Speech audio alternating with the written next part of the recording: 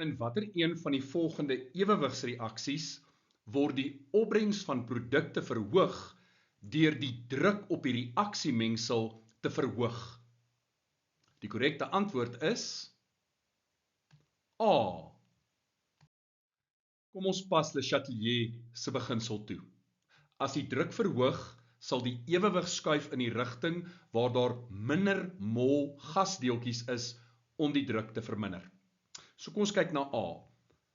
Al die stowwe is in die gastoestand, so ons tel bloot aan die linkerkant 2 mol plus 1 mol, dit is 3 mol, en aan die regterkant 2 mol.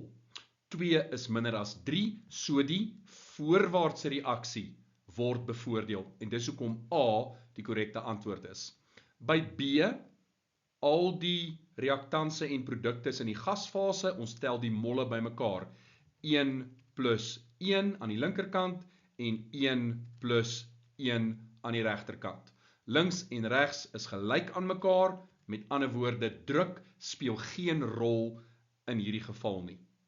Dan by C, al die stowwe is in die gasfase, 2 mol aan die linkerkant, 2 plus 1, dis 3 mol aan die regterkant, 'n verhoging in druk gaan die terugwaartse reaksie bevoordeel.